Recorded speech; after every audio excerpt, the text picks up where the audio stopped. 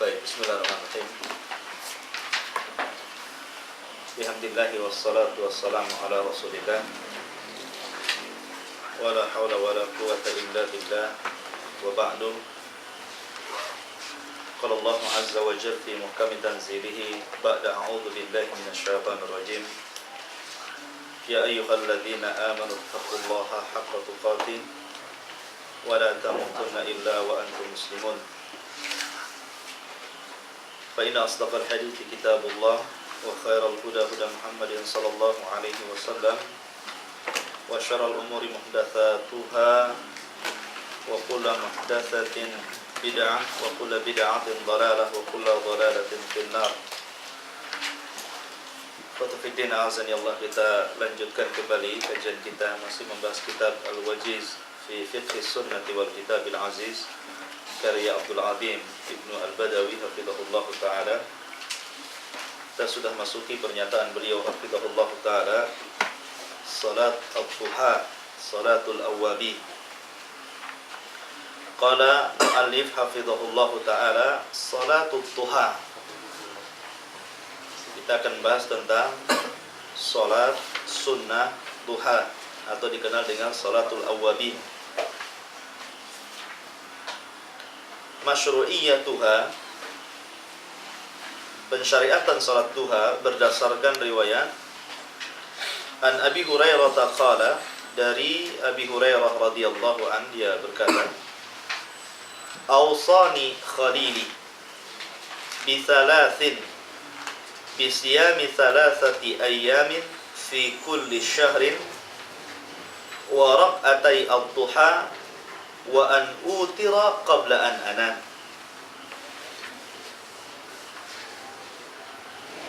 Kata Abu Hurairah radhiyallahu an, kekasihku sallallahu alaihi wasallam telah memberikan wasiat kepadaku dengan 3 wasiat. Dengan puasa 3 hari dalam setiap bulan, maksudnya puasa ayyamul bid, puasanya Nabi Adam. Ya, puasa Nabi Adam yaitu tanggal 13, 14 dan 15 bulan Hijriah. Ya, bukan Masehi. Itu pun kalau tidak bertepatan dengan hari tasyrik. Karena salah satu hari tasyrik tanggal 13. Kalau bertepatan hari tasyrik, maka puasa 2 hari saja, 14 dan 15 saja. Kemudian waraq'atay ad-duha, juga memberikan wasiat untuk melaksanakan 2 rakaat duha. Dan ini bukan pembatasan. Bukan pembatasan 2 rakaat saja duha itu, tidak, nanti ada bilangannya. Wa an utira qabla an anam, dan juga agar aku melaksanakan salat witir sebelum tidur. Ini bagi yang takut tidak bisa bangun tengah malam. Bagi yang terbiasa bangun tengah malam, maka bagaimanapun salat witir lebih baik dilakukan setelah tidur, ya, terutama pada sepertiga malam. Akan tapi bagi orang yang tidak terbiasa bangun tengah malam, tapi dia ingin melaksanakan salat malam, maka silakan laksanakan salat witir sebelum tidur. Fadluha, keutamaannya, An Abi Dzarrin qala qala Rasulullah sallallahu alaihi wasallam, dari Abi Dzar, dia mengatakan, bersabda Nabi sallallahu alaihi wasallam, yusbihu ala kulli sulama min ahadikum sadaqatun. Maka tiap-tiap anggota atau persendian badan manusia, salah seorang di antara kalian itu terdapat sedekah. Fa kullu tasbihatin sadaqatun, setiap ucapan subhanallah adalah sedekah. Wa kullu tahmidatin sadaqatun, dan setiap ucapan alhamdulillah sedekah. Wa kullu tahlilatin sadaqatun, dan setiap ucapan la ilaha illallah adalah sadaqah.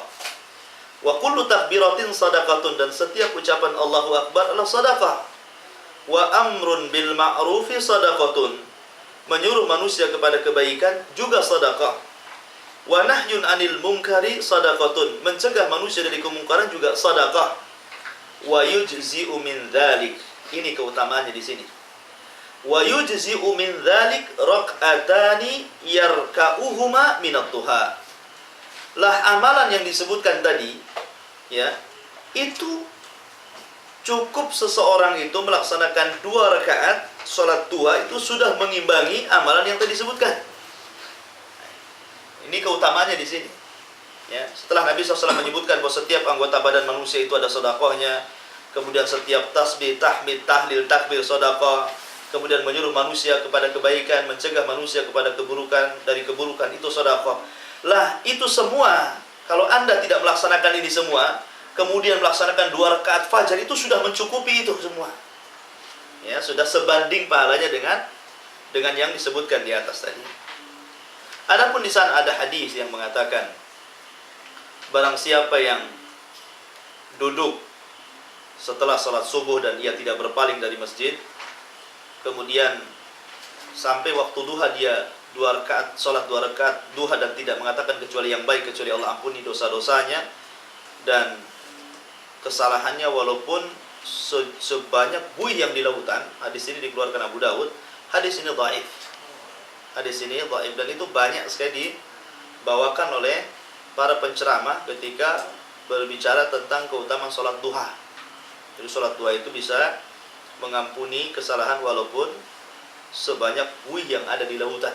Hadis ini dhaif, ya. Kemudian ada 2 rakaatiha. Adapun bilangan rakaatnya, aqalluha isnatani, paling sedikit salat duha itu 2 rakaat.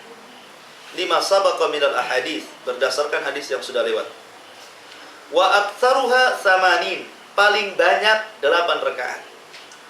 Berdasarkan Ummi Hani, riwayat Ummi Hani, an Ummi Hani anna Nabiy sallallahu alaihi wasallam yauma fathi Makkah igtasala fi baitiha fa shalla 8 rakaatin. Bahwa Nabi sallallahu alaihi wasallam ketika pembukaan Fathul Makkah, beliau mandi di rumahnya, kemudian beliau salat 8 rakaat. Ini menunjukkan bahwa minimalnya 2 rakaat, maksimalnya 8 rakaat. Akan tetapi ini terjadi khilaf sebenarnya tentang berapa akhir jumlah daripada salat duha itu. Saya akan bagi menjadi 3 pendapat di sini. Pertama, mazhab Malikiyah dan Syafi'iyah dan juga Hanabilah, mazhab Malikiyah, Syafi'iyah dan Hanabilah, bahwa paling banyak salat duha itu 8 rakaat sebagaimana pendapat pengarang. Sebagaimana pendapat pengarang. Jadi beliau ini pengarang kitab Al-Wajiz ini mengikuti pendapat Malikiyah, Syafi'iyah dan Hanabilah yang mengatakan bahwa paling banyak 8 rakaat.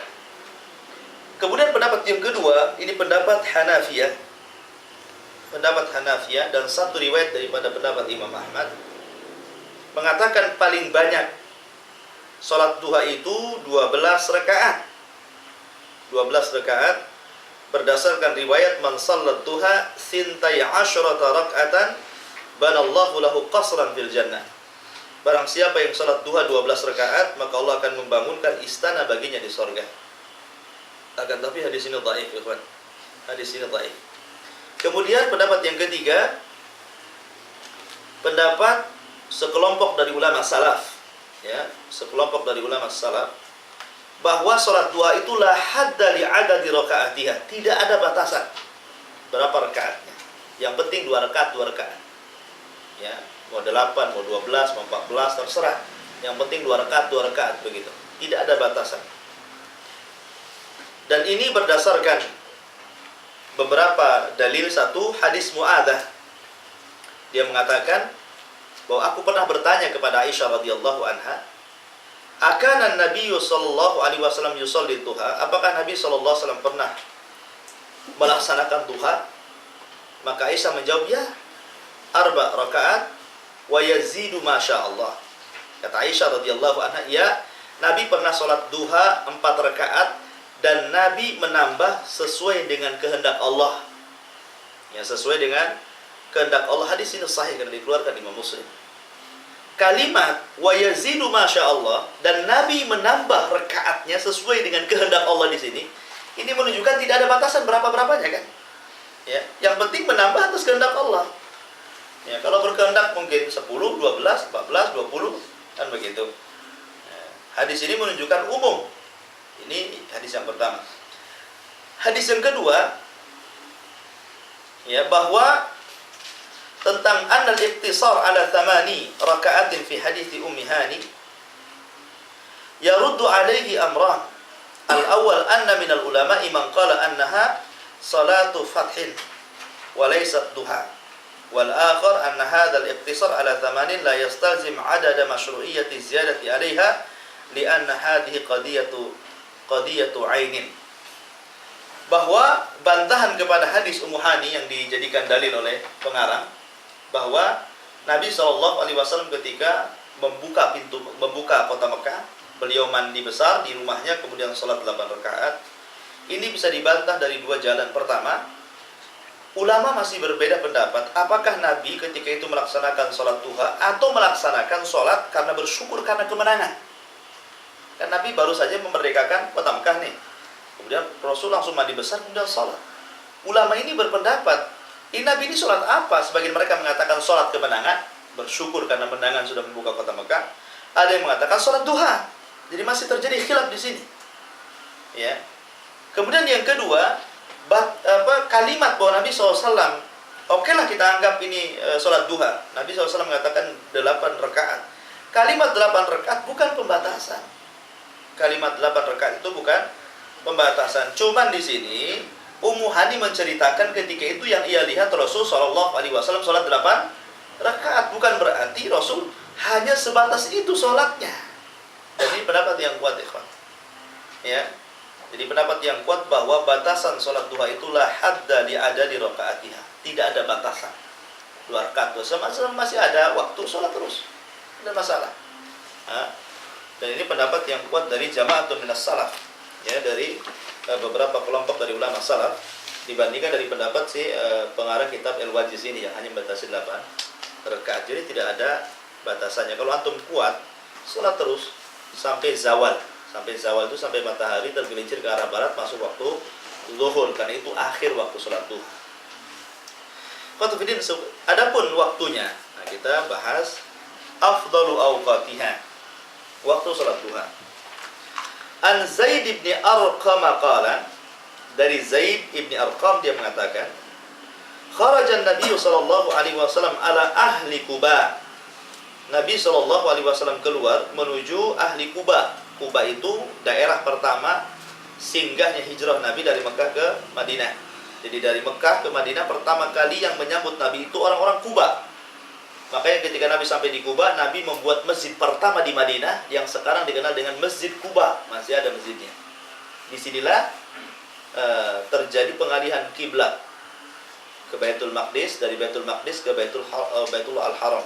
Ya, salah satu asbab nuzul surat Al-Baqarah tentang pengalihan kiblat itu. Nah, Nabi SAW keluar menuju Quba. Wa hum yusalluna duha, dan orang-orang Quba itu mereka sedang melaksanakan duha. Faqala, maka Nabi SAW mengatakan, salatul awwabin idza ramadatil fisal minad duha. Adapun salatnya salat awwabin, salat duha, salatnya orang yang bertobat adalah idza ramadatil fisal. Ya, apabila ramadat artinya apabila memanas, ya.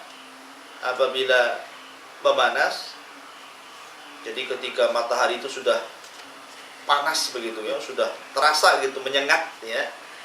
Al-fisal, fisal itu anak-anak unta. Ya, al-fisal itu anak-anak unta yang dia tidak tahan untuk kakinya nempel di tanah karena panasnya, jadi dia bergerak-gerak. Ya, karena matahari itu sudah mulai memanas, mereka tidak tenang lagi. Ya, minat duha, karena waktu duha. Lah dari sini qatufidin azani Allah wa yakum, maka para ulama mengatakan bahwa afdal waktu duha itu ketika antum merasa bahwa matahari itu sudah sangat menyengat. Sudah sangat menyengat. Ya, kira-kira jam berapa ya? Jam 10 ya. Jam 10 itu sudah menyengat kan, istilahnya batu-batu pun sudah panas kan itu. Nah, itulah waktu yang pokoknya ketika matahari sangat menyengat sekali, itulah waktu afdalnya. Intinya seperti itu. Intinya bahwa waktu sholat duha itu ketika matahari sangat menyengat sekali, ya. Dan waktunya sih kalau waktu sholat duha ya tentu dari awal terbit matahari ya. Awal terbit matahari ketika meninggi 1 tombak. Jadi awal meninggi matahari ketika Satu tombak kenapa harus meninggi dulu? Karena kita tidak boleh sholat ketika matahari terbit. Dan sudah terdapat dua tanduk setan di mana orang-orang kafir sedang menyembah matahari. Maka biarkan dulu matahari itu meninggi dulu. Meninggi sekira satu tombak, baru kita boleh sholat di situ. Dan itu waktu larangan. Ya, baru kemudian akhir waktu duha ketika datang waktu zuhur, ketika matahari sudah zawal, artinya sudah tergelincir ke arah barat. Ya, kalau di sini, maka disitulah habis waktu sholat duha. Akan tapi yang paling utama berdasarkan hadis Zaid bin Arqam ini, bahwa sholat duha itu ketika matahari sangat menyengat. Disitulah afdalnya sholat duha. Wallahu a'lam bishawab. Itu diantara keterangan sholat duha. Baik. Kemudian selanjutnya sholatu uqaibat tuhuri, ya, yaitu sholat atau dengan kita ini istilah kita sholat sunnah wudu, ya, karena sholat setelah bersuci, sunnatul wudu, ya, sholat sunnah wudu.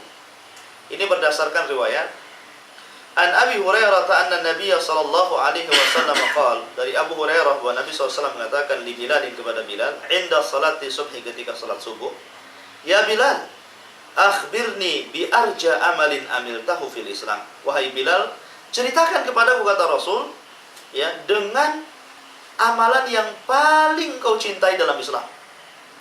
Maka Bilal mengatakan, maka Rasul mengatakan, fa inni sami'tu dafana 'alaika baina yadayya fil jannah. Kan aku mendengar suara terompahmu, ya, berada di depanku ketika aku berada di sorga. Kemudian Bilal mengatakan, ma'alimtu amalan, tidaklah aku mengamalkan sebuah amalan, arja indi, yang paling aku cintai di sisiku, annilam atau tohar, bahwasanya saya tidak pernah bersuci, tuhuran fi sa'atin min lailin aw naharin illa sallaitu bidzalika tuhuri ma kutiba li an usalliyah.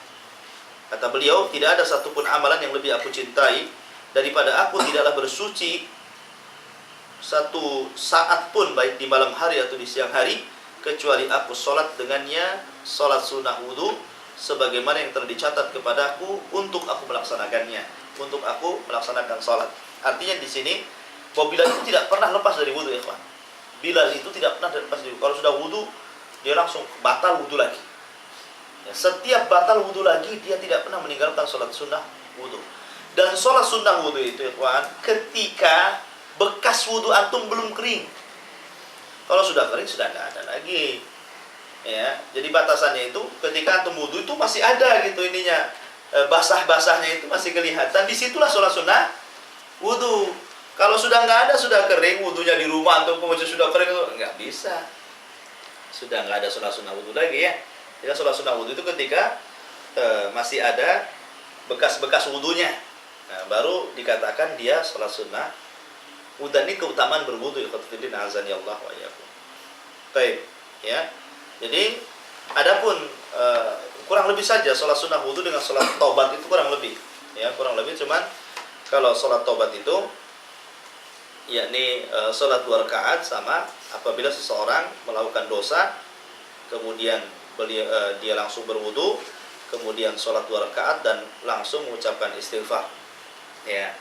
Jadi kalau sholat umpamanya antum sholat tobat itu kan bukan istilahnya nunggu banyak maksiatnya kemudian sholat tobat, tidak. Jadi kapan kita melakukan dosa, langsung ambil wudu, kemudian sholat 2 rakaat, kemudian istighfar, minta ampun kepada Allah Azza wa Jalla. Itu sholat tobat namanya. Tapi kan juga harus berwudu di situ. Nah, tapi ini bukan sholat sunnah wudu, tidak, karena tujuannya untuk bertobat, ya. Tujuannya untuk bertobat di sini. Jadi tujuannya untuk bertobat dan tidak mengharuskan harus basah. Artinya boleh juga kalau dia masih ada wudu walaupun sudah kering, boleh dia sholat tobat, ya. Tetapi kalau melihat konteksnya hadis bahwa tidak ada seorang pun yang melakukan dosa kemudian dia langsung berwudu kemudian sholat 2 rakaat, maka Allah akan ampuni, kemudian istighfar, maka Allah ampuni dosa-dosanya. Maka seolah-olah bahwa di situ spontanitas, kalau hari ini dia punya dosa, segera wudu, segera sholat 2 rakaat, istighfar. Nah, alangkah baiknya kalau kita seperti itu. Kemudian satu bab lagi, sholatul istikharah. Sholatul istikharah. Yustahabbu likulli man hamma bi amrin an yastakhira Allah Ta'ala fi. disunahkan bagi tiap-tiap orang yang hamma, menghendaki, bi amrin, untuk melakukan sebuah perkara, an yastakhirallaha, untuk meminta istikharah kepada Allah Azza wa Jalla, meminta pilihan terbaik untuknya kepada Allah Azza wa Jalla, kama jaa fi hadzal hadis, bagaimana yang tertera dalam hadis ini. An Jabirin qala, dari Jabir bin Abdullah, dia mengatakan, kana Nabiyyu sallallahu alaihi wasallam, ana Nabi sallallahu alaihi wasallam yu'allimuna al-istikharata fil umuri kulliha.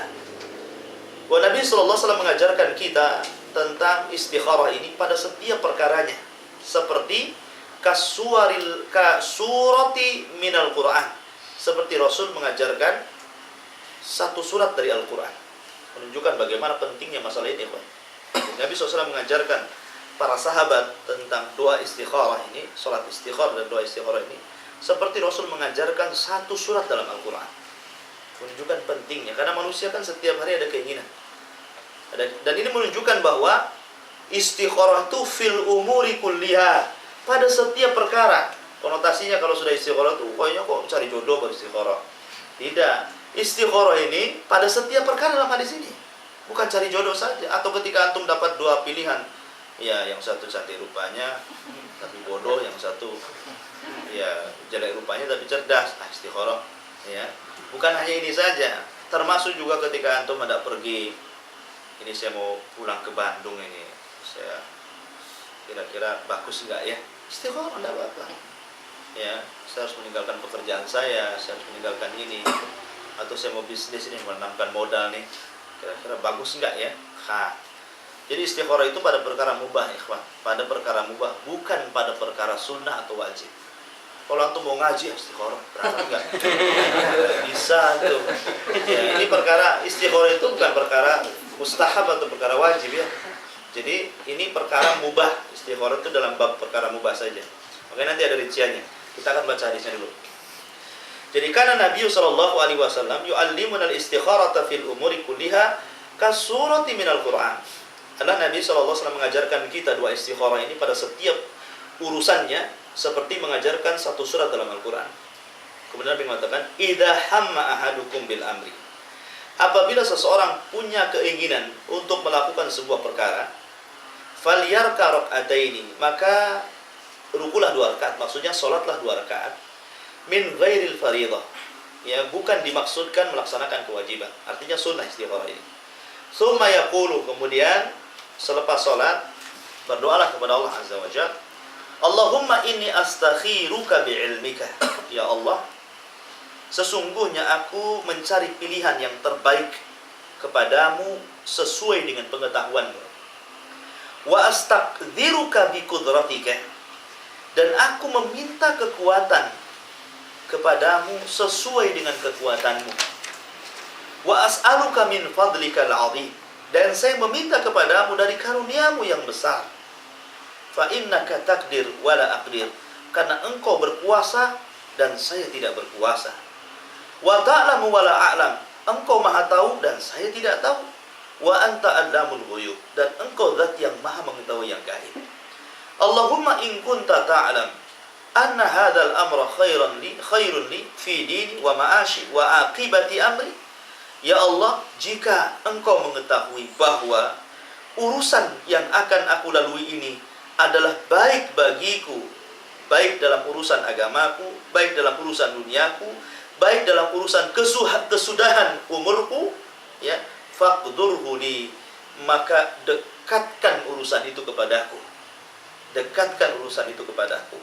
Wa in kunta ta'lam anna hadzal amra, kalau engkau tahu bahwa perkara ini syarrun, buruk li bagiku, fi dini wa ma'ashi wa akibati amri, baik pada urusan agamaku, duniaku, dan kesudahan perkaraku, fasrif anhu, fasrif wa anni wasrifni anhu, maka palingkan dia dariku dan palingkan aku dari dia. Jangan dekatkan dia kepadaku dan jangan dekatkan aku kepada dia, maksudnya. Waqdur li khairan haitsu kana, dan tentukanlah kepadaku kebaikan, ya, dimanapun aku berada. Raddini bihi, dan setelah engkau berikan keputusan, berilah keriduan kepadaku akan keputusanmu. Summa wa yusami hajatahu, kemudian baru antum meminta apa hajatnya. Setelah membaca doa ini baru terakhir antum meminta hajatnya apa, mau apa antum, mau bisnis, mau pulang, mau apa, mau kawin, mau apa. Ya setelah baca doa ini baru antum sebutkan hajatnya. Nah ini pensyariatan istikharah. Kemudian hal-hal yang berkaitan dengan istikharah qutbidin azza Allah. Yang pertama saya katakan dari awal tadi bahwa istikharah ini pada perkara yang mubah, bukan pada perkara yang sunnah, apalagi dalam perkara yang wajib atau meninggalkan yang haram, bukan, nggak masuk di situ. Ya, seperti meninggalkan haram, antum meninggalkan zina istikharah dulu, tidak bisa. Ya, antum mau meninggalkan judi, mau meninggalkan minum khamar istikharah dulu, tidak bisa. Itu harus ditinggalkan, bukan istikharah. Ya, ataupun melaksanakan kewajiban, mau sholat 5 waktu istikharah dulu, tidak bisa. Jadi perkara-perkara yang sunnah, perkara-perkara yang wajib atau meninggalkan yang haram itu jangan istikharah. Ya, memang sudah kewajiban seperti itu dilaksanakan. Ya, jadi ataupun istikharah jadi istikharah itu ada memang memilih dua perkara yang sama-sama sulit antum pilih. Seperti dalam jodoh itu ada dua pasangan, antum bingung mana yang antum pilih begitu. Atau dua pekerjaan, ini PT ini juga ngasih, PT itu juga ngasih, kan itu perkara-perkara mubah, nggak apa-apa istikharah di situ. Mana yang lebih baik ditimbang masalah dan masalah. Saya kalau bekerja di PT ini nanti begini madaratnya, maslahatnya begini. Oh, kalau saya PT ini begini maslahatnya, madaratnya begini. Kok sama saja? Istikharah di situ. Tapi kalau sudah jelas di sini banyak maslahatnya, madaratnya sedikit, di sini madaratnya banyak, maslahatnya sedikit, kemudian memilih ini istikharah karena gajinya besar, ya tidak bisa. Ya, karena itu bukan melihat maslahat di situ, tapi melihat gaji di sini kan. Ya, jadi timbang. Kalau antum sudah istikharah, pasti istikharah itu akan membawa kebaikan, ikhwan. Ya, kalau sudah umpamanya Allah Subhanahu wa taala sudah memilih ini yang terbaik untuk kamu, ya sudah pilih itulah yang terbaik untuk kita. Karena kadang-kadang kalau kita sudah istikharah kemudian kita anggap buruk, belum tentu di sisi Allah buruk begitu. Asa an taqru syai'an bahwa khairul lakum. Boleh jadi sesuatu yang kau benci itu lebih baik bagi kamu. Ya, umpamanya antum cari jodoh, ada dua ini tawaran akhwat nih. Ya, yang satu masya Allah cantik, muda, ya kan, tapi jahil, ya, tidak tahu sunnah, ya, sama sekali nggak pernah ke majelis ta'lim, tidak tahu apa-apa. Tapi yang satu ini pas-pasan mukanya, tapi masya Allah sudah bagus, sadaran gitu kan. Antum istikharah akhirnya, sayang satu cantik, tapi nggak ngaji gitu kan, dan ngaji pula jelek pula, ya kan. Nah, antum istikharah, ternyata Allah kasih bahwa Allah kasih. Kata Nabi, fadfar bidati dini taribat yadak. Wah, Nabi mengatakan bahwa pilih agamanya. Pilih agamanya. Kenapa? Yang karuan. Ini kan nggak karuan. Karena ada orang itu begini, nggak apa-apa, yang penting cantik, nanti saya didik. Belum tentu loh. Ya. Belum tentu. Nanti cantik, saya didik. Banyak yang keblinger akhirnya. Ya. Bukan dia narik istrinya, dia pula ketarik-tarik. Makanya dulu ada kisah Imran bin Khittan. Imran bin Khittan itu seorang ulama ahli sunnah, ulama besar ahli sunnah wal jamaah. Dia pembela sunnah di zaman Imran bin Khittan. Dia ingin menyelamatkan anak putri bibinya yang terkena akidah Khawarij ketika itu. Akhirnya apa? Tujuannya baik, ingin menikahi anak putri bibinya supaya ditariknya menjadi ahli sunnah. Karena anak putri bibinya ini tokoh di Khawarij, walaupun seorang wanita tapi tokoh di Khawarij. Sementara Imran bin Khittan ini tokoh di kalangan ahli sunnah pada zamannya. Akhirnya dia lamar sama pamannya, kemudian dinikahkan. Ternyata apa? Istrinya yang narik Imran bin Khittan menjadi Khawarij. Terakhir dia jadi tokoh Khawarij. Bayangkan, ulamanya Khawarij. Nah, jadi jangan, itu kan niatnya baik tuh Imran bin Khittan tuh, ingin narik istrinya kan. Nah, jadi jangan spekulasi antum. Yang penting cantik, sudah susah lagi cari cantik kan gitu. Nanti saya didik, belum tentu akhir. Hidayah itu milik Allah Azza wa Jalla. Ini karuan dapat hidayah. Nah, ketika antum istikharah kepada Allah, kasih petunjuk bahwa ini lebih baik daripada dia, jangan istikharah lagi, kan nanti ke situ juga kita, artinya jatuhnya ke situ lagi gitu. Ya. Itu istikharah maknanya di situ. Istikharah itu mengambil yang terbaik untuk kehidupan dunia, akhirat, dan juga akhir kehidupan dia. Ya. Tapi kalau mungkin kecantikan hanya dunia saja bagi dia, tapi akhirat dan akhir kehidupannya belum tentu gitu loh. Ya, maka di sini istikharah itu maksudnya ke arah yang ditentukan kebaikannya. Itu kalau ada dua perkara. Ya, kalau hanya satu perkara saja, istikharah itu untuk meminta kemantapan saja. Untuk meminta kemantapan saja. Antum ini dikasih akhwat, ya. Antum hanya satu, tidak ada pilihan. pilihannya tiang listrik kan gitu. Ya, satu aja kalau istikharahnya bukan karena memilih, tidak, tetapi karena ingin memantapkan saja. Maju apa enggak gitu loh. Maju apa enggak. Karena tidak ada memilih. Jadi istikharah itu ada dua macam, memilih dua perkara yang susah dipecahkan ataupun memantapkan hati untuk melangkah atau tidak. Ya. Tapi dalam perkara mubah, sekali lagi bukan dalam perkara sunnah, dalam perkara wajib, apalagi dalam perkara meninggalkan haram, tidak ada istikharah. Kalau sudah haram, tinggalkan, nggak ada istikharah lagi. Kalau sudah kewajiban, laksanakan, nggak ada istikharah lagi. Kalau sudah anjuran, lakukan, nggak ada istikharah lagi. Ini yang pertama. Jadi istikharah itu pada perkara yang mubah. Kemudian yang kedua, laisa minasyartil istikharah an yara sahibuha ru'yan fi manamihi. Bukan syarat orang istikharah itu harus mimpi. Karena ada sebagian orang itu kalau belum mimpi berarti istikharahnya belum dikabulkan Allah Azza wa Jalla. Jadi harus mimpi dulu. Jadi kalau dia memilih dua akhwat terus dimimpikan, oh ternyata ini yang dikawini berarti dia. Enggak gitu. Ya. Jadi Allah hanya memberikan kemantapan itu, kecenderungan hati kita ini kalau umpamanya 70% cenderung ke sini, 50% cenderung ke sini. Artinya itu sudah ada itu, pilihan kita ke situ. Lah itu kalau sudah ada 70% dan mengalahkan 50% berarti ini yang Allah mantapkan hati kita. Langsung ke situ. Ya. Jadi jangan menunggu ada mimpi, nggak ada mimpi. Ya, di negeri kita kan semua dihayal-hayalkan. Lailatul Qadar katanya mau peti. Aneh-aneh negeri kita. Karena memang berangkat agamanya dari TBC tadi, takhayul bid'ah khurafat. Jadi akhirnya kemana-mana. Ya. Kalau orang Muhammadiyah bagus, berantas TBC katanya. Takhayul bid'ah khurafat. Fatufidin azani Allah wa yakum. Kemudian di sini yang ketiga, rubbama jaa ikhtiyarullah ta'ala lil abdi ala ghairi hawa aw ala ma yara huwa syarran fa alayhi an yastaslim lillahi wa li amrihi. Kadang-kadang mungkin pilihan Allah Azza wa Jalla yang Allah berikan kepada hamba itu tidak sesuai dengan hawa nafsunya. Kadang-kadang ketika Allah memberikan kemantapan itu tidak sesuai dengan hawa nafsunya.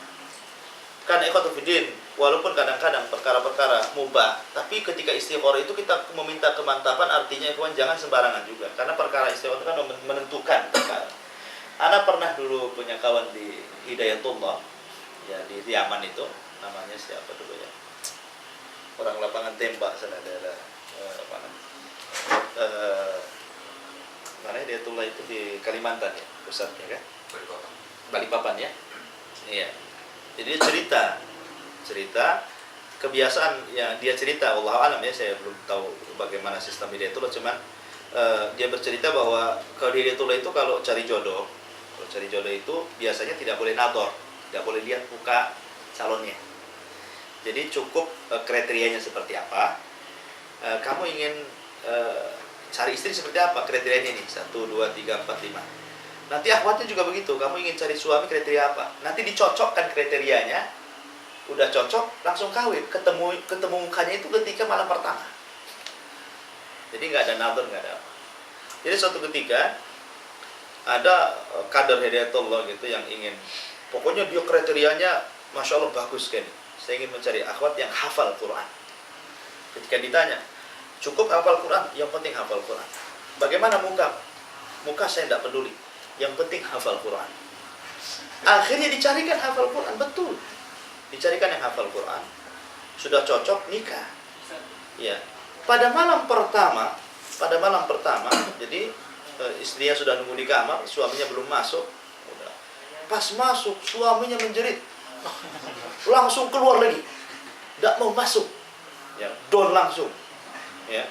Rupanya dicarikan anak Flores yang hitam, yang keriting hitam, yang pokoknya nggak cocok, padahal itu ganteng anaknya. Yang laki-laki ini ganteng putih gitu kan.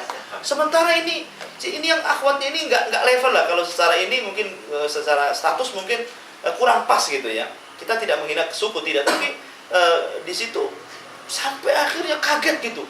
Nggak nyangka kalau istrinya seperti itu.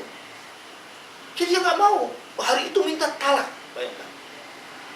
Akhirnya sama ya semacam murabitnya lah. Kamu kan udah bilang, kamu mencari yang hafal Quran. Dia itu hafal Quran. Ya. Dia itu hafal Quran, mungkin hafalannya.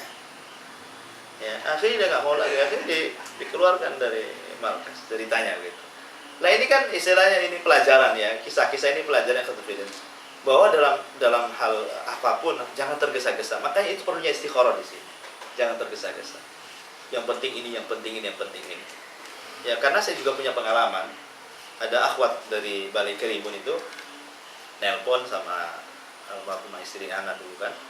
Tolong tanya sama Ustadz, ada nggak ikhwan yang istiqomah gitu. Saya tidak peduli dia itu statusnya apa, lulusan sekolah apa, tidak peduli, yang penting dia istiqomah, rajin ngaji, sering ke masjid, jaga sholat jamaah, baik anaknya, macam-macam lah kriterianya, pokoknya ke agama semua gitu. Nah, jadi aku carikan duda di sini, memang yang istiqomah, masya Allah biasa. Nah, terus kita pertemukan karena di awal mungkin cocok gitu kan, karena baru ketemu, terus menikah gitu kan. Setelah menikah, ya protes si istrinya ini karena apa? Dia mungkin sarjana, sementara si Ikhwan ini lulusan SMP, status pendidikannya itu berbeda gitu. Karena dia terbiasa hidup enak di sana, di sini hidupnya kontrak dengan rumah yang sangat kecil, anaknya 3 di situ, kemudian lingkungannya, gajinya pas-pasan, nggak tahan. Baru berapa hari minta cerai, nggak pening, kita yang pening ya kan. Lah ilaha. Jadi saya bilang waktu istri saya masih hidup tuh, Ukti kan minta yang istiqomah, ini yang istiqomah. Anak ini istiqomah, ikhwan nih, masya Allah. Kita tahu dia ke pengajian datang terus. Ya. Jadi tergesa-gesa si akhwatnya kan. Nah kalau tadi si ikhwan yang tergesa-gesa, ini si akhwat yang tergesa-gesa. Akhirnya yang terjadi apa? Berantakan rumah tangga. Jadi saya katakan kepada di sini. Jadi dalam perkara-perkara itu, kenapa kita disuruh untuk istikharah di sini? Inilah pentingnya istikharah, biar kita ini diberikan kebaikan sama Allah. Ya, kalau memang itu baik menurut kita, belum tentu baik menurut Allah. Ketika Allah Subhanahu wa taala kemudian mengatakan, jangan dulu maju, berarti itulah pilihan kita, berarti kita harus sabar. Ya. Kalau memang kata Allah Azza wa Jalla kita disuruh maju, ya itu mungkin pilihan Allah Azza wa Jalla, walaupun mungkin kita katakan kurang serak, kurang apa? Karena Allah mengatakan wa asa an taqrabu syai'an wa huwa khairul lakum wa asa an tuhibbu syai'an wa huwa syarrul lakum. Ya, itu ketentuan Allah Subhanahu wa taala. Kemudian yang terakhir, ya, yang bagi an yaf'ala ba'dal istikharah ma yansarihu lahu fala yang bagi an ya'tamid ala insyirah kan lahu fihi hawan qabla al-istikharah bal yang bagi lil mustakhir tarkal ikhtiyarihi ra'san wa illa fala yakunu mustakhiran lillahi azza wa jalla bal yakunu mustakhiran li hawa. Maka selayaknya setelah orang itu melakukan istikharah harus mengerjakan apa yang sesuai dengan pilihan hatinya, ya, pilihan hatinya. Jangan seseorang itu terpaku dengan hawa nafsunya. Dan tadi sudah dijelaskan, jangan seseorang itu terpaku dengan hawa nafsunya. Ini biasanya kalau ada 2 pilihan, ya. Biasanya seperti ini kalau ada 2 pilihan. Ketika yang satu kok cocok dengan hawa nafsu, yang satu cocok dengan agama, ya, maka ambil yang cocok agamanya walaupun tidak sesuai dengan hawa nafsunya. Itu maksudnya di sini. Wallahu a'lam. Ikhwatiddin azanillah. Sudah saya kira cukup 3 pembahasan. Apa saya belum persiapan, saya hanya baca saja ya, karena nggak tahu sampai di mana udah berapa pertemuan, nggak tahu halamannya, nggak sempat baca-baca di rumah. Ya, insya Allah kita tanya jawab terus kita tutup, silakan. Kalau untuk doa untuk sholat duha tidak ada doa khusus. Pintunya pulpen aja. Pulpen ditandai nanti lupa. Gimana? Untuk sholat duha tidak ada doa khusus. Sholat duha maksudnya ayat-ayat yang dibaca atau doa yang dibaca? Setelah sholat duha. Tidak ada. Tidak ada doa khusus dalam sholat duha.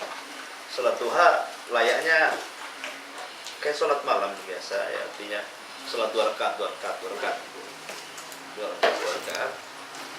Dan sholat duha itu qatibidin bukan seperti keyakinan orang-orang awam mempermudah rezeki, seolah-olah kalau enggak sholat duha seret rezekinya, kalau sholat duha lancar rezekinya. Nah, itu yang ma'ruf di masyarakat kan, seolah-olah menyandarkan rezeki itu ke sholat duha begitu. Ini keyakinan yang salah, Pak. Sholat duha itu adalah ibadah layaknya sholat sunnah-sunnah yang lainnya, seperti sholat witir, sholat malam, ya, sholat sunat yang lainnya. Artinya memiliki keutamaan sendiri. keutamaan sendiri yang tadi sudah disebutkan bahwa seseorang itu melakukan sedekah dengan memperbanyak zikir, bahkan mungkin orang itu senantiasa menjadi juru nasihat, mencegah manusia dari keburukan setiap harinya. Itu kalau memang kita tidak sanggup untuk berzikir terus setiap saat, menjadi juru dakwah setiap saat, maka cukup dengan 2 rakaat duha itu sudah mewakili pahalanya. Ya. Itu kan menunjukkan tidak ada kaitan dengan rizki di sini. Ya, tidak ada kaitan dengan rizki. Wallahu a'lam. Ustaz, kalau sholat tahajud itu, Anda kan pernah ada tuntunan itu.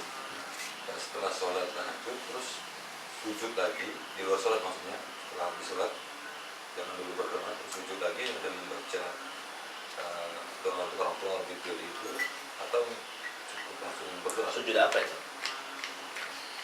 Nggak ada apa, pokoknya setelah sholat tuh langsung sujud lagi. Iya, sujud apa dulu? Tuntunan situ cuma sujud aja. Nggak ada tuntunannya. Sujud itu kan kalau tidak sujud sahwi karena lupa, sujud tilawah karena membaca as-sajdah, atau sujud yang ma'ruf dalam sholat sujud.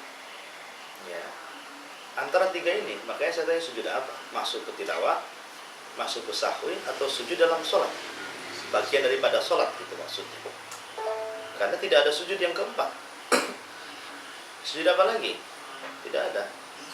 Ya, bahkan beberapa lafaz seperti dalam sujud tilawah itu ada beberapa lafaz yang diajarkan tapi lafaznya dhaif, sehingga dikembalikan kepada bacaan umumnya sujud subhanarabbiyal a'la, walaupun sebagian ulama memerinci, kayak kalau tidak salah Syekhul Islam memerinci kalau di dalam sholat maka bacalah subhanarabbiyal a'la, tapi kalau di dalam sholat tidak usah baca, yang penting sujud, itu saja.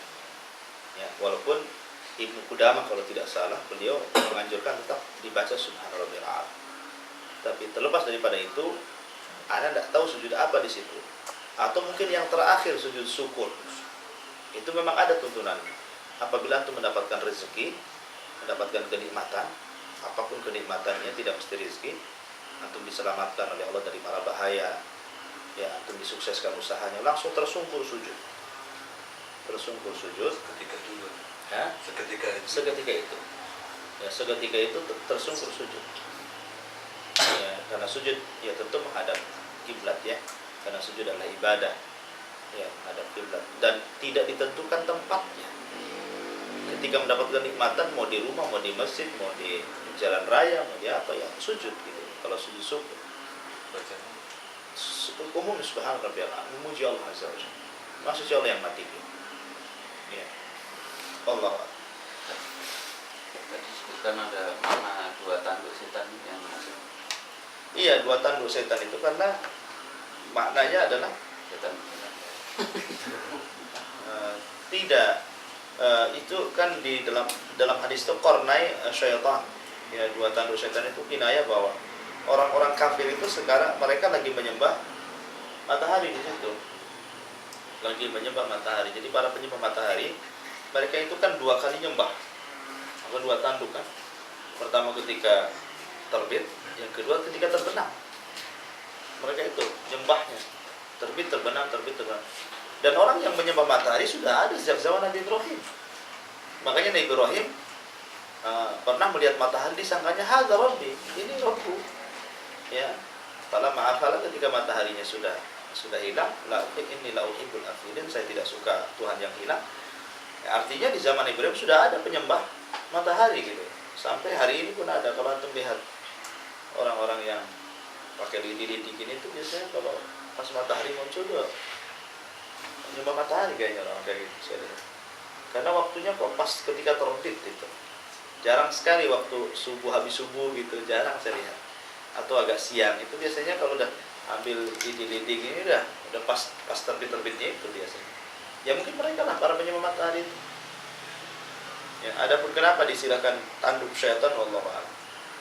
Ya, tapi yang jelas hadisnya seperti itu. Jadi tidak Rasul melarang sholat ketika terbit matahari karena ketika itu muncul 2 tanduk syaitan. 2 tanduk syaitan artinya para ulama mentafsirkan ketika itu orang-orang kafir sujud kepada matahari. Itu pengertian tanduk setan ini. Menyembah matahari. Wallah. Dalam pelaksanaan sholat sunnah wudhu itu apa berlaku hukum larangan waktu sholat? Tidak. Sholat sunnah wudhu itu masuk dalam Dhatul Asbab. Dhatul Asbab itu sholat yang memiliki sebab, kayak tahiyatul masjid, sholat sunnah wudhu, ya sholat jenazah, ya kan? Itu yang memiliki Dhatul Asbab, memiliki sebab, maka tidak peduli apakah waktu larangan atau tidak waktu larangan, boleh semuanya. Dan itu pendapat yang kuat dari jumhur, walaupun sebagian ulama Zahiriyah mengatakan tidak, semua sholat tidak boleh ketika masuk waktu larangan. Tapi pendapat yang kuat, pendapat Nabi Rasulullah, bahwa tidak semua sholat yang dilarang itu sholat yang sifatnya rawatib, qobliyah dan ba'diyah, ya, dan sifatnya mutlak yang tidak memiliki Dhatul Asbab. Tapi kalau sholat-sholat Dhatul Asbab yang memiliki sebab, seperti orang tahiyatul masjid karena sebab masuk masjid, ya, orang 2 rakaat wudu karena sebab wudu, itu namanya Dhatul Asbab. Ya, dia sholat karena ada sebab. Ya. Lah sholat karena ada sebab ini tidak ada larangan, artinya walaupun masuk di waktu larangan, dia boleh sholat. Pokoknya sholat yang memiliki sebab, ya, maka tidak termasuk dalam kategori larangan, karena dia mengkhususkan dari umumnya larangan. Ya, jadi dia mengkhususkan sholat-sholat yang diperbolehkan dari waktu-waktu yang dilarang itu. Dia mengkhususkan sholat-sholat yang diperbolehkan dalam waktu-waktu larangan. Itulah salah satunya adalah ulama mengistilahkan Dhatul Asbab supaya mudah diingat, gitu ya. Jadi sholat yang memiliki sebab, 2 rakaat sebab dia berwudu, masuk masjid sebab dia masuk masjid. Nah, wallahu a'lam. Ustaz, Ya. saya mau tanya, yang namanya salat taubat, apakah salat taubat itu salah satu rukun dari untuk menjalani taubatan nasuha atau gimana? Soalnya kalau ada orang bertobat, berbuat jahat misalnya, berbuat maksiat, taubat 1, 2 bulan, 3 bulan berbuat lagi, atau ke sholat taubat lagi, jadi seakan-akan kayak sholat. Tidak, sholat taubat itu bukan bagian rukun daripada taubat, tidak. Sholat taubat itu ketika antum melakukan satu perbuatan dosa, umpamanya seorang itu memiliki dosa 10 dosa. 1 judi, 1 ghibah, 1 minum khamar, 1 zina, 1 ini. Ketika antum menyesal ketika itu, mungkin menggunjing orang, berdusta sama orang atau menggibah orang, langsung antum tobat. Lah yang diampuni dosa ini aja, yang lainnya belum, kecuali dia taubatan nasuha semuanya, ya. Dan tobat itu diterima walaupun hanya sebagian dosa dia bertobat, diterima. Itu kesepakatan para ulama, diterima. Tobat itu tidak mesti harus semuanya, gitu, sedikit-sedikit, ya. Makanya jangan sekali-kali mengatakan, wah, kepalanya aja ditutup, ya, bawahnya nggak ditutup. Ya, artinya pelacur pakai jilbab, apain pakai jilbab, buka saja. Ya, bahasa seperti ini bahaya, khotofidin azan ya Allah. Orang ini sudah dapat hidayah, dapat jilbab, ya, menutup aurat. Mungkin dia pas melacurnya mungkin belum dapat hidayah, tapi dia satu sisi dapat hidayah, kan gitu. Kalau dia buka jilbabnya, 2 dia dapatnya, kan, dosanya, dosa membuka aurat, dosa berzina, kan begitu. Ya, wa ma taf'alu min khairin ya'lamullah, kata Allah. Apapun yang kalian kerjakan dari kebaikan, Allah pasti akan mencatat itu sebuah kebaikan. Jangan kemudian menghina seperti itu. Itu bahasa-bahasa seperti ini atau bahasa-bahasa yang semakna itu banyak di masyarakat. Menghina kebaikan, gitu loh. Menghina kebaikan itu. Janggutnya aja panjang, gitu. Ya. Sama saja, kan gitu. Orang itu gini. Ya, suka nipu juga. Ya, disalahkan janggutnya, tengok. Apa urusannya janggut dengan nipu, kan gitu. Cadarnya aja panjang, lidahnya lebih panjang lagi. Wallahi. Panjang jalan ada ujungnya, kan. Panjang lidah nggak karu-karuan kemana-mana. Jadi jangan mencela kebaikannya. Ya, jangan mencela kebaikannya. Kebaikan tetap kebaikan. Karena Allah yang mengatakan, wa ma taf'alu min khairin ya'lamullah. Apapun yang mengerjakan dari kebaikan, Allah akan mencatatnya. Jangan pernah menghina kebaikan. Justru kadang-kadang kebaikan inilah yang akan membawa keburukan menjadi sebuah kebaikan. Kalau orang itu tidak ada kebaikannya, makanya salah satu tobat ikhtifidin adalah mengikut sertakan perbuatan baik dari keburukan. Maka Allah mengatakan wa'at bi'is-sayyi'atal hasanata tampuha. Ikutilah yang buruk dengan yang baik. Ya, maka kebaikan itu bisa menghapuskan keburukan tadi. Jadi jangan mencela kebaikan di sini. Allah. Ustaz, Ya. Ketika kita ingin ketika kita masuk masjid, kita ingin sholat tahiyatul masjid. Saat itu berbarengan dengan azan berkumandang. Apakah kita nunggu azan dulu selesai apa langsung sholat? Ini ketika Jumat atau ketika hari biasa? Hari biasa Jumat juga gitu. Ya ada beda ya, ada perbedaan antara hari Jumat dengan hari biasa ya. Kalau hari biasa, ketika antum masuk ke masjid atau hendak berwudu, ya atau hendak masuk masjid, azan begitu. Dengarkan dulu azan. Dengarkan azan. Kemudian baru sholat tahiyatul masjid. Karena antum akan mendapatkan dua kebaikan di situ. Kebaikan mendengarkan azan dan kebaikan tahiyatul masjid. Berbeda kalau ketika antum masuk, khotib ini naik mimbar.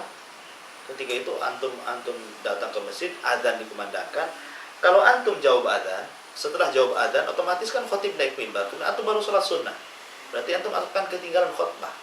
Walaupun hanya beberapa menit kan gitu. Maka caranya apa?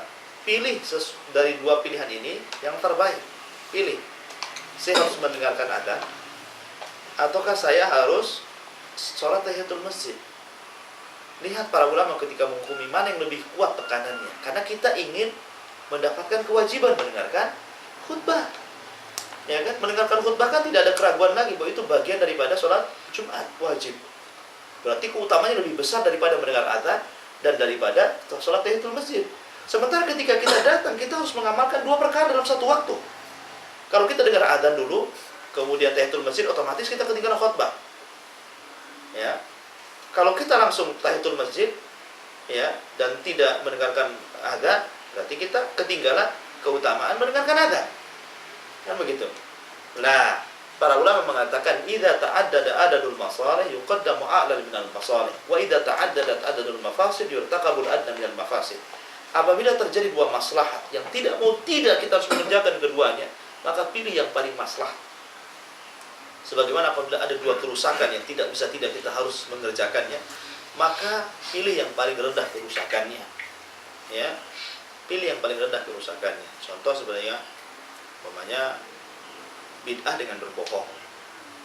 Antum diundang kenduri kan bid'ah. Akhirnya antum berbohong. Alasan ada acara padahal nggak ada acara. Ya, pilih mana? Ikut kenduri atau berbohong?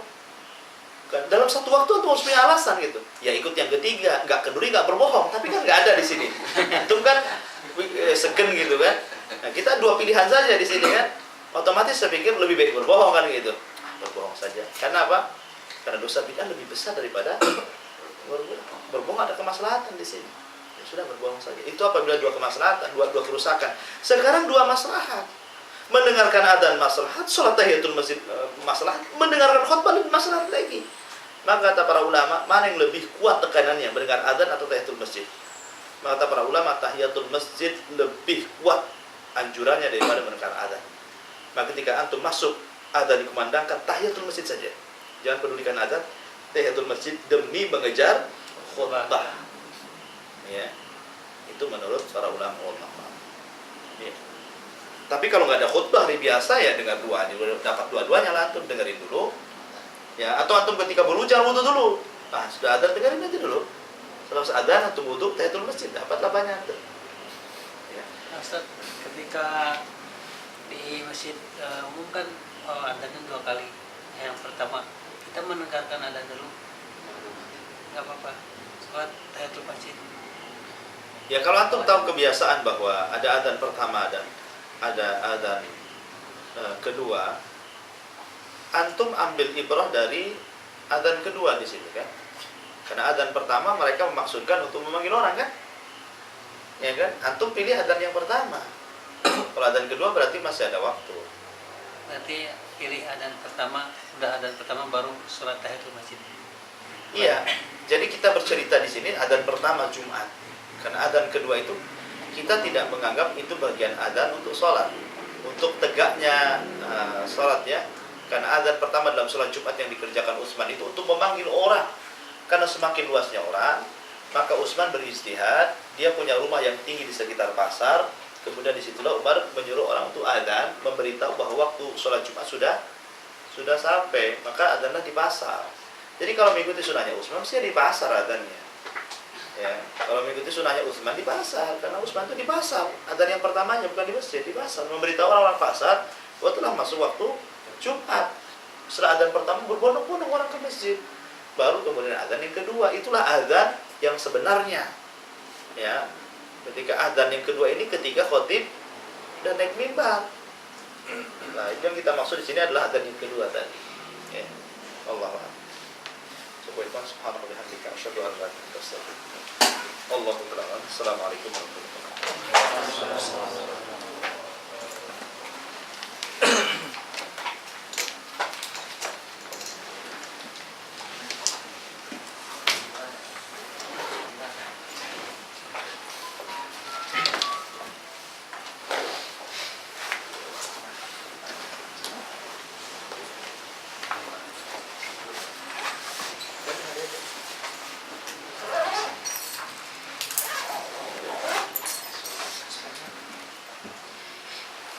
Masih ada? Siapa?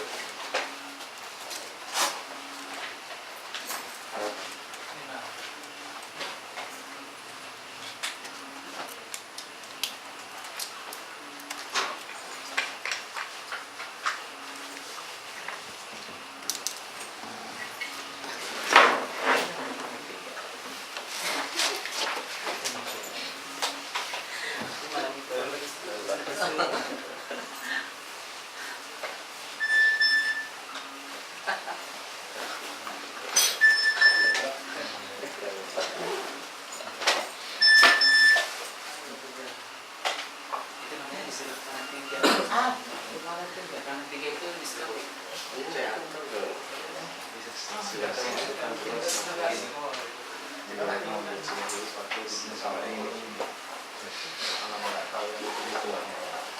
Kami kita ada nomor HP Cek.